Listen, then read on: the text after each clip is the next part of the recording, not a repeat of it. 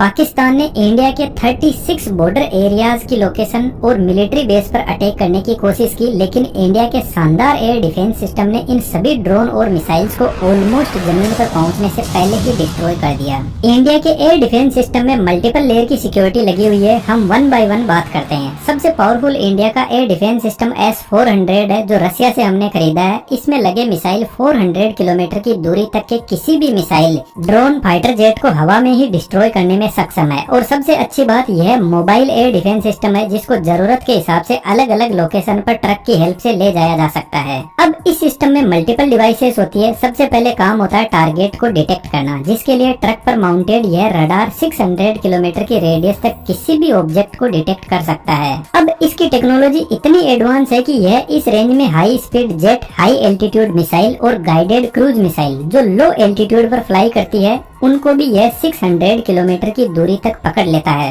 और सबसे अच्छी बात, 300 प्लस टारगेट को यह एक साथ में पकड़ने में सक्षम है। टारगेट मिलने के बाद इंफॉर्मेशन कमांड पोस्ट को सेंड की जाती है। कमांड पोस्ट बेसिकली इस पूरे डिफेंस सिस्टम का ब्रेन होता है। यह देखकर समझता है कि जो टारगेट आ रहा है उसकी साइज कितनी बड़ी है, यदि मल्टीपल टारगेट आ रहे तो सबसे पहले किसको फायर करना है, और सबसे इम्पोर्टेंट टारगेट के हिसाब से कौन से मिसाइल को लॉन्च करना है। जब यह डिसाइड कर लिया जाता है तो अब बारी आती है मिसाइल को लॉन्च करने की। यह काम ट्रक पर माउंटेड यह मिसाइल लॉन्चर करता है। हर लॉन्चर पर 4 ऐसे बड़े ट्यूब लगे रहते हैं जिनके अंदर मिसाइल होती है। तो एक लॉन्चर के पास में 4 मिसाइल होती है, लेकिन पीछे लगे कमांड यूनिट और रडार मल्टीपल ऐसी मिसाइल लॉन्चर को एक साथ में कंट्रोल कर सकते हैं। तो एक जो स्क्वाड्रन होता है उसमें टोटल 8 से 12 लॉन्चर यूनिट होते हैं। तो यदि 8 लॉन्चर यूनिट है तो 32 मिसाइल एक स्क्वाड्रन में होंगे। और इंडिया के पास में टोटल 5 स्क्वाड्रन है, जिसमें 160 missile any time stand by mode पर खड़े हैं, जिसका मतलब है इनको सिर्फ कमांड यूनिट के ऑर्डर का इंतजार रहता है। यह जो लॉन्चर यूनिट होता है यह कोल्ड लॉन्च टेक्नोलॉजी यूज करती है, जिसमें ट्यूब के नीचे एक गैस जनरेटर होता है और इस गैस जनरेटर में एक सॉलिड प्रोपेलेंट फ्यूल को भरा जाता है। तो जब मिसाइल लॉन्च होती है तो इस प्रोपेलेंट के अंदर एक हल्की चिंगारी से आग लगाई जाती है और यह प्रोपेलेंट इस टाइप का होता है कि यह कम टेम्परेचर पर जलने लगता है और हाई गैस आउटपुट देता है, जिससे कैनिस्टर के नीचे की साइड में हाई प्रेशर जनरेट होता है।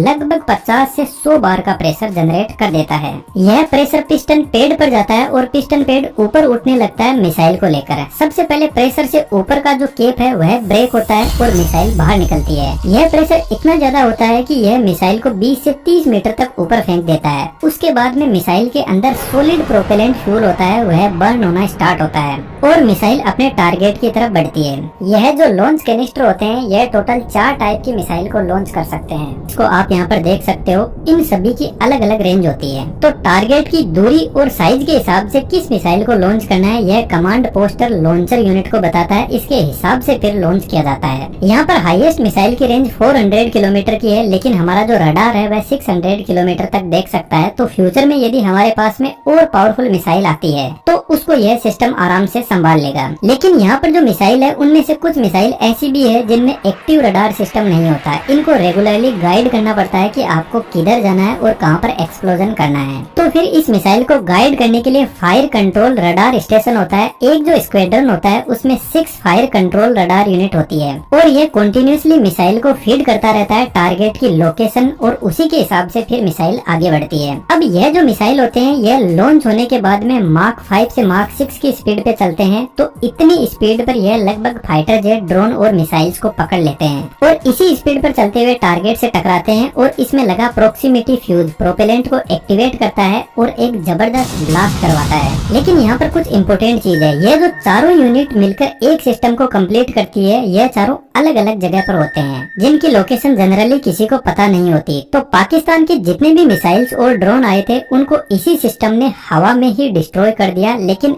एक बात सोचने की है, यदि मान लो कोई छोटा ड्रोन आ रहा है और उसको यदि हम मिसाइल से उड़ा रहे हैं तो यह कोई समझदारी वाली बात नहीं है, क्योंकि 5 रुपए की चीज पर 100 रुपए खर्च करना थोड़ा अनफेयर लगता है। तो फिर हमारी गवर्नमेंट ने और भी एयर डिफेंस सिस्टम की लेयर्स को इसमें ऐड किया, जिसमें सबसे पहले ऊपर नाम आता है आकाश एयर डिफेंस सिस्टम। और सबसे अच्छी बात यह है कि यह अपना सेल्फ मेड इंडिया का है, जिसको DRDO ने बनाया है और यह सिस्टम 2007 से ही एक्टिव है। यह सिस्टम टोटल 3 मिसाइल्स यूज करता है और तीनों की आप रेंज देख सकते हो, जिसमें मैक्सिमम रेंज 70 किलोमीटर है।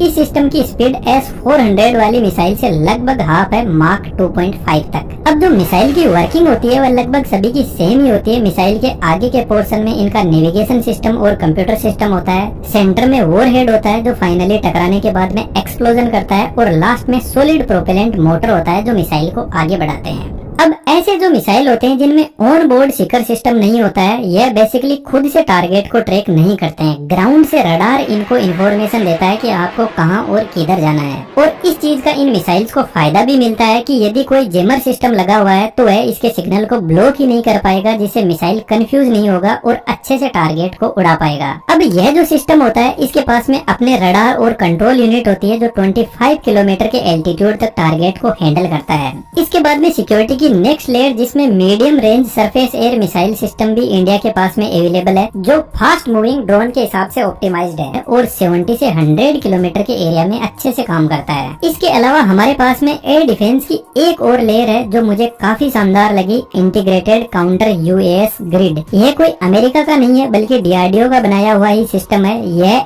एक सिस्टम नहीं है बल्कि बहुत सारे सेंसर, सर्वेलांस, रडार का पूरा नेटवर्क है। इसमें भी मल्टीपल लेयर होती है। इसमें जो रडार होता है वह हाई रेजोल्यूशन रडार होता है जो छोटे छोटे ड्रोन को 10 से 20 किलोमीटर की रेंज में पकड़ने का काम बहुत अच्छे से करता है। रडार के अलावा इलेक्ट्रो ऑप्टिकल और इंफ्रारेड सेंसर इसमें लगे रहते हैं, जिसमें कैमरा भी होता है जो ऑब्जेक्ट की इमेज दिखाता है, और इंफ्रारेड सेंसर ऑब्जेक्ट की थर्मल इमेज जनरेट करता है। इसके बाद में इलेक्ट्रॉनिक वॉरफेयर यूनिट जिसमें रेडियो फ्रीक्वेंसी सेंसर इसके कम्युनिकेशन सिग्नल को कंट्रोल करता है, और यह जो सेंसर होता है यह इस तरीके से काम करता है कि यदि रडार किसी ऑब्जेक्ट या ड्रोन को देख भी नहीं पाया तो भी यह उसके कम्युनिकेशन सिग्नल को 5 से 10 किलोमीटर की रेंज में कंट्रोल करने लग जाएगा। और यहाँ पर अवेलेबल रेडियो फ्रीक्वेंसी जैमर इसके सिग्नल को ही ब्लॉक कर देगा, तो या तो ड्रोन कहीं पर लॉस्ट हो जाएगा या कहीं पर जाकर गिर जाएगा। और पाकिस्तान ने जो अभी एयर स्ट्राइक की थी इसमें यह सिस्टम बहुत ही अच्छे से काम कर रहा था। अब मान लो यदि यह सिस्टम ड्रोन के सिग्नल्स को जैम नहीं कर पाया तो इसके साथ में लेजर डायरेक्ट एनर्जी सिस्टम भी एक्टिवेट होता है जो डीआरडीओ ने ही बनाया है। यह 10 से 20 किलोवाट की पावर को काम में लेता है और ड्रोन के ऊपर हाई पावर लेजर छोड़ता है जिससे वह हवा में ही जल जाता है, लेकिन इसकी रेंज सिर्फ 1 से 2 किलोमीटर है। यदि ड्रोन इससे ज्यादा दूरी पर है तो एंटी ड्रोन गन्स काम में लिए जाते हैं जो बेसिकली एक नेट को हवा में फेंकती है जो ड्रोन को पकड़ के नीचे ले आती है। अब यदि टारगेट इस सिस्टम की रेंज से ही बाहर है तो इसके पास में अपने शॉर्ट रेंज मिसाइल भी होते हैं जो एकदम क्विकली ऑपरेट करते हैं। अब इस सिस्टम को भी कंट्रोल करने के लिए कमांड एंड कंट्रोल यूनिट होती है जो बेसिकली डिसाइड करता है कौन से सिस्टम को ऑपरेट करवाना है। इसके अलावा भी कुछ एयर डिफेंस सिस्टम अपने इंडिया में अवेलेबल है, लेकिन सबसे अच्छी बात यह है कि यह जितने भी सिस्टम अभी मैंने आपको एक्सप्लेन किए हैं यह सभी एक इंटीग्रेटेड एयर डिफेंस सिस्टम से जुड़े रहते हैं, जिससे यह आपस में एक दूसरे को इन्फॉर्मेशन शेयर करते हैं ताकि डिसाइड किया जा सके कि दुश्मन के किस ऑब्जेक्ट को कैसा ट्रीटमेंट देना है। आई होप दैट कि आपको सब कुछ क्लियर हुआ होगा। और भी ऐसी शानदार इन्फॉर्मेशन के लिए आप हमारे साथ में जुड़ सकते हो। जय हिंद, जय भारत।